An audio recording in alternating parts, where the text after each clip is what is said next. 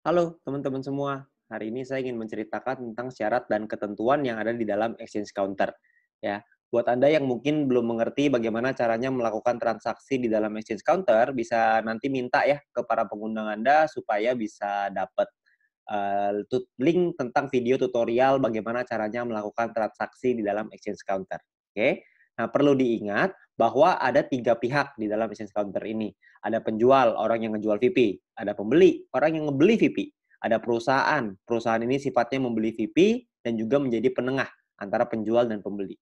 Oke, nah waktu operasi dari exchange counter ini kira-kira jam 10 pagi sampai jam 10 malam. Jadi tidak lebih ya. Jadi kalau lebih dari jam 10 malam udah tutup, kurang dari jam 10 pagi masih belum buka.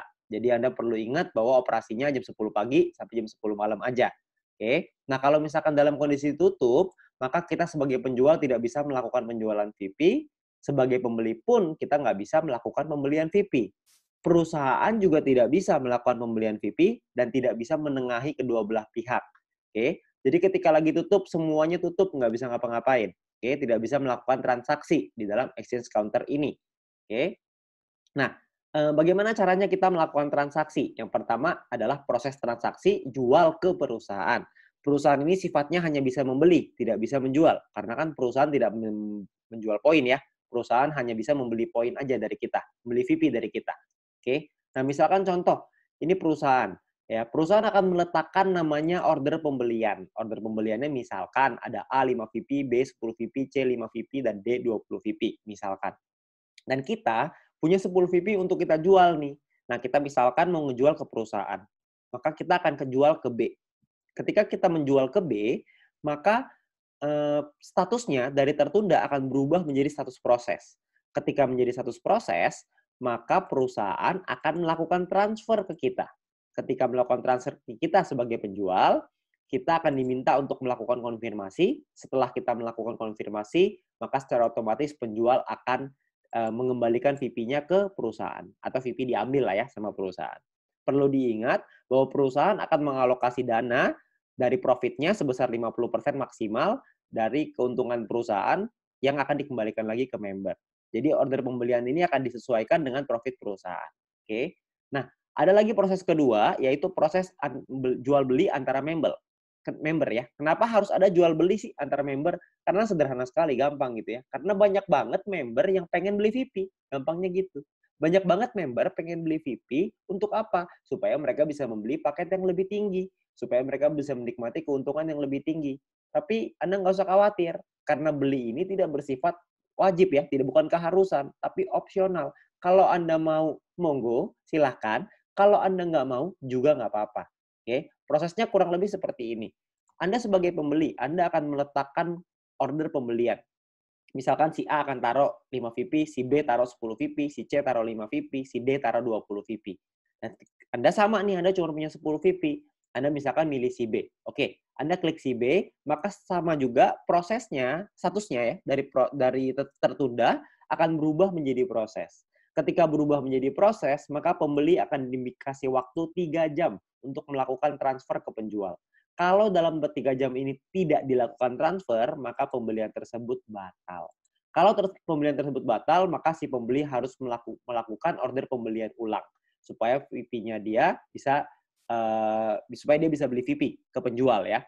Nah, ketika misalkan kita bicara kalau jalan aja deh, kalau kalau semua prosesnya jalan. Kalau jalan, maka si pembeli akan dikasih satu list nih, ada penjualnya siapa, VP-nya berapa, jumlahnya berapa, nama rekeningnya berapa, nomor rekeningnya berapa. Jadi di sini akan ada list-nya, ada datanya nanti.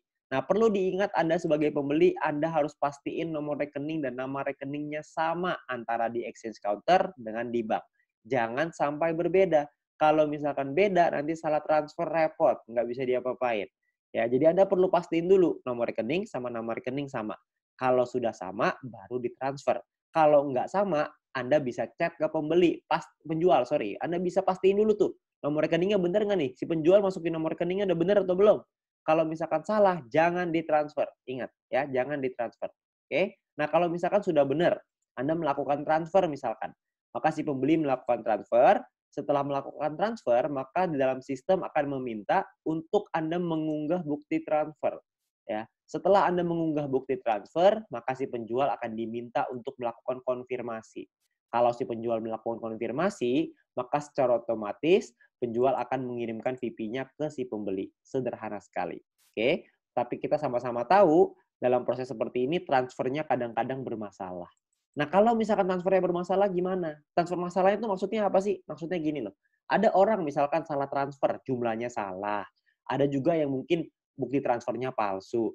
Ada juga mungkin yang transfernya kelebihan, nggak mungkin lah ya kalau kelebihan. Ya, jadi mungkin banyak masalah lah ya. Masalahnya apapun itu, maka sebagai pembeli dan sebagai penjual Anda bisa melakukan protes. Ya, kalau Anda melakukan protes, maka secara otomatis akan diminta untuk mengunggah bukti transfer sebagai pembeli, sebagai penjual Anda akan diminta mutasi rekening. Salah satu pihak pasti ada yang salah. Jika ada yang terbukti bersalah, maka manajemen berhak untuk membekukan akun VTube tersebut hingga pemberitahuan lebih lanjut. Ya, jadi Anda kalau misalnya Anda yang mau nipu, ujung-ujungnya Anda juga yang rugi. Jadi lebih baik jangan nipu, lempeng-lempeng aja. Ya, kita ikutin aja alur mainnya, kita cari uang dengan halal. Oke? Nah, lalu ada syarat dan ketentuan umum.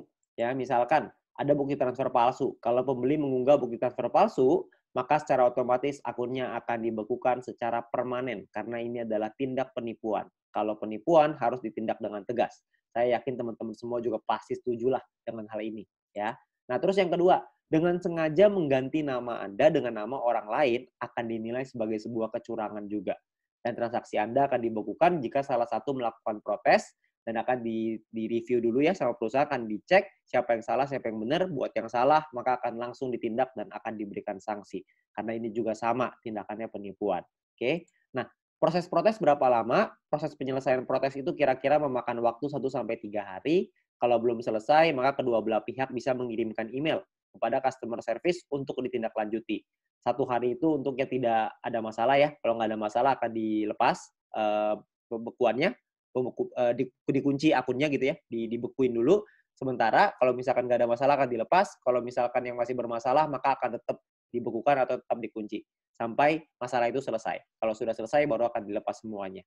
Oke? Jadi sebisa mungkin kita meminimalisir adanya masalah, sebisa mungkin buat mungkin teman-teman saran saya adalah udahlah kalau buat yang mau nipu jangan nipu. Buat apa? Buat apa juga kita punya uang tapi kalau uangnya uang haram, betul nggak? Ya.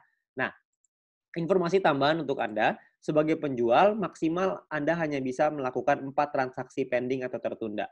Jadi Anda hanya bisa melakukan penjualan VP ke 4 transaksi berbeda. 4 transaksi. Kalau transaksinya masih belum selesai, maka belum bisa jadi yang kelima.